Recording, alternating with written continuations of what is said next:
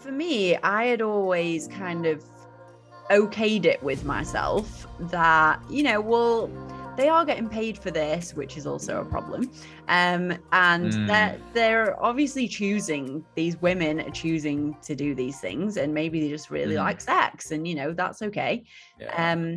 But actually, having watched that documentary, it really showed the dark underbelly of how women are kind of coerced to go for like model shoots, or told they're going to get a free flight to somewhere nice or whatever it is. And then the reality of it is that they get there, they do get paid, but then they're made to do things that they wouldn't normally do, and they're made to look like they're enjoying it. And even talking about this is making my stomach flip.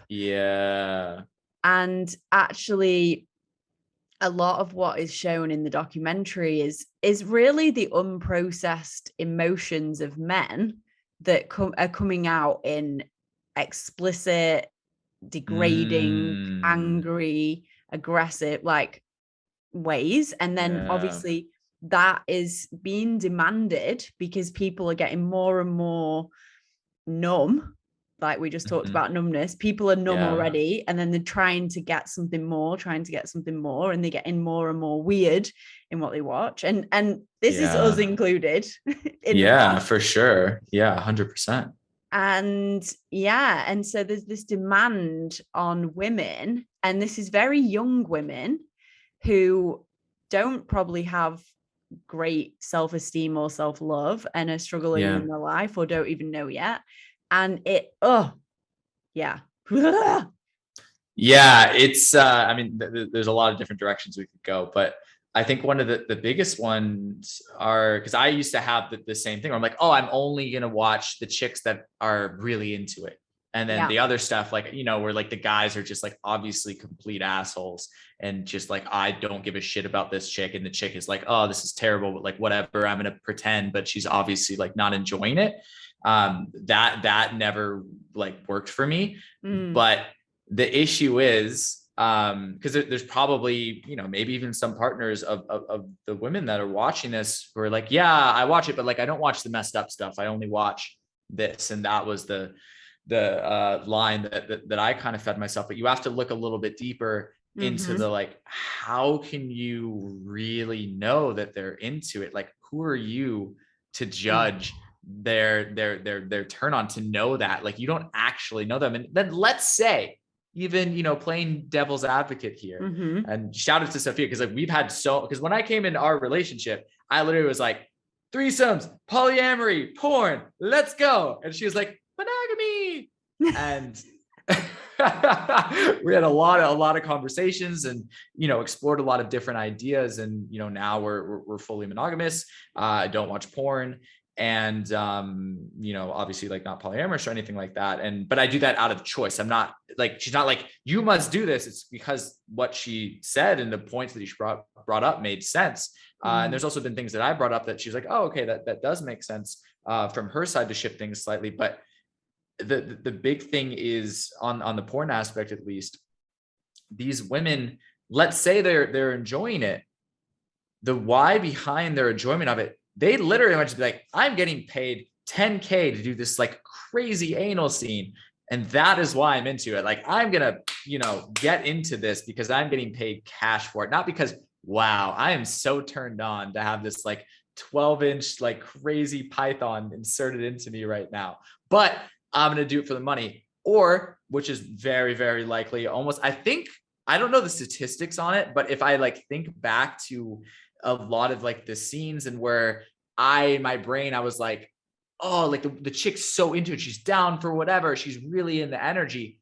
She's just on coke or on some other kind of drug. And if like someone is on a drug like that, they're just going to want to do whatever, but it's not real and authentic. It's not like them at home, after their like husband comes home from work and she's like, yes, let's do this crazy stuff. Like, that's not really connection in that way. And it's not to say that you can't do kinky, freaky stuff and have very authentic embodied connection, but you want to do it from a place of love and respect. And I know it sounds weird to be like kinky, but with love and respect, but you literally can have those two things. Like Sophia and I have a very, like intense sexual connection where like I'm very much in the masculine and dominant and she's very much in the feminine submissive role. But everything that I'm doing it from a place of like penetrating her with my love, not from a place of like, you're a piece of meat, I don't care about you, I'm just using you type of stuff that porn really puts out there into the world.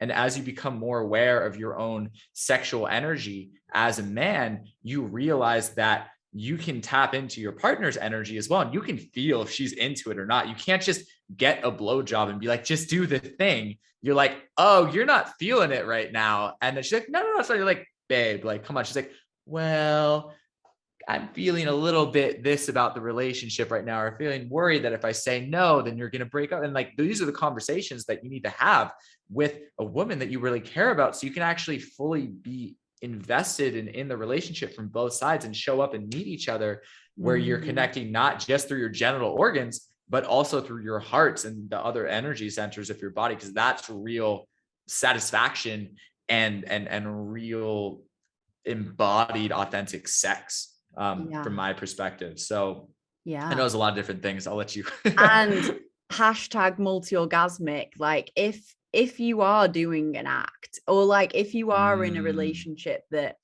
if you're in a sexual connection that isn't really satisfying you on all levels, it's more just like a physical act or a release or whatever, chances are you probably won't be multi-orgasmic.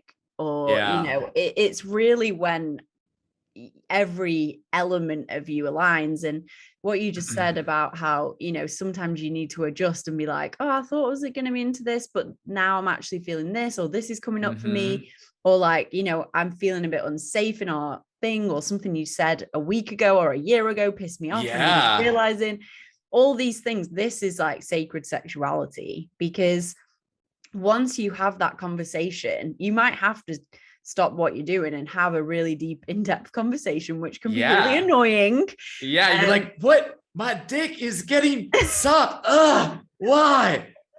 But you just gotta breathe. You just gotta breathe. You gotta go with the energy of it. And if that energy is coming up, that is sacred. That is for a reason. If you ignore that, you numb.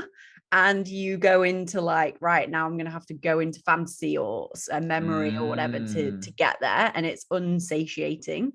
And actually, if we do have those conversations, so probably everyone listening can, can get this one when you have like a really in-depth conversation and you have like kind of makeup sex after it, or you have like really tender kind of like crying sex after it or whatever. Crygasms are the best. Like ladies out there, like if you haven't like cried while orgasming for your man, then you probably aren't diving as deep as you can. Like it's such a beautiful thing to be able to witness from the masculine when your woman is being so vulnerable in that way and is like processing any trauma, any fears, insecurities that may be coming up in that moment, and it's displaying that to you, and you're able to hold the masculine pillar like through your cock, like whether you're penetrating her or not, even during that time, just to support her in that energetic space is a very mutually healing thing. And I think a lot of women are like, I look ugly when I cry, or I'm just not sexy, or anything. Like a man, an embodied man, or a man who is dedicated to showing up fully in his sexual power, he wants to receive his woman in her own full sexual power, or at least be on that journey. And those types of expressions during sexual connection are huge steps towards that, and just building the intimacy, because that might lead to your man then later on feeling comfortable enough to express some insecurities he may have. Because just because we're dudes and our dicks get super hard, it doesn't mean that, our hearts are like made of stone. Like we still have emotions, we still have insecurities, we still have things that we want to share with our partner, but we might not feel like that's allowed or that it's okay.